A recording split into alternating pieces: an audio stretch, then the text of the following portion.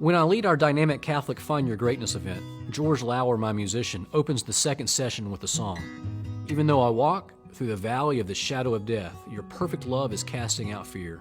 And even when I'm caught in the middle of the storms of this life, I won't turn back. I know you are near." Now, the first lady that we meet, this anonymous, unnamed woman, is in John 4, verses 4 through 42. It's a story that you're very familiar with, the Samaritan woman at the well. I really wish I knew her name, but it's clear when you read this that her life is on the salvage heap.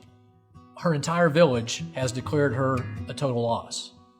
She's evidently never succeeded at much of anything. Her motto for life might as well be, "Things just didn't work out." Everywhere she walks, everybody knows about her checkered past, and it's just kind of leaking out behind her for everybody to see. So that's probably why she's at the well in the middle of the day, don't you think? Because the usual time to go to the well would be at the beginning of your day in the early morning or toward the end of your day in early evening. But very simply, that's when she goes because nobody else is there. So they can avoid her and she can avoid them. And yet, she has the longest conversation with Jesus in Scripture.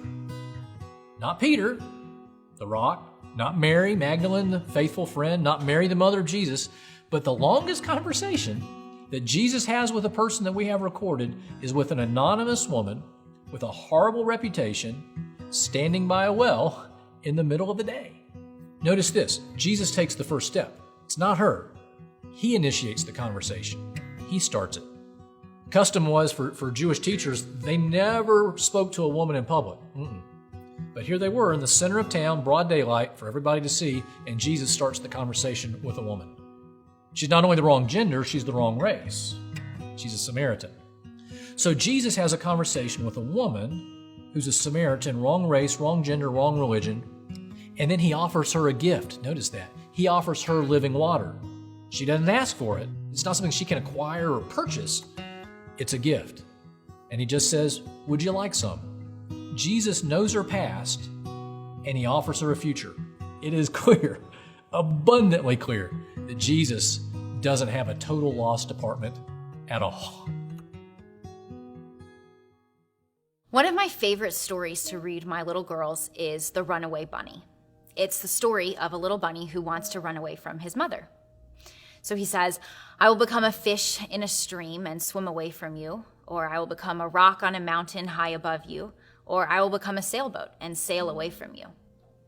And each time the little bunny says how he will run away, the mother bunny finds a way to be with him anyways. So she says, "If you become a fish or a rock or a sailboat, I will become a fisherman and fish for you, or a mountain climber and climb to where you are, or the wind that blows your sails." It always makes me think about God's love. There is nothing I can do and no place I can go where he won't find me. The challenge for me is that to really let God love me means to trust him completely. It would mean to know this in my heart. And I'm not a super touchy-feely person, so sometimes I don't think I let myself feel God's love, or if I even know what it means to feel God's love. At the end of the story, the little bunny says, "Shucks, I might just as well stay where I am and be your little bunny." This is how I want to live. This is how I want to let God love me. I want to open my heart to just be his. How about you? Is it hard to let God love you?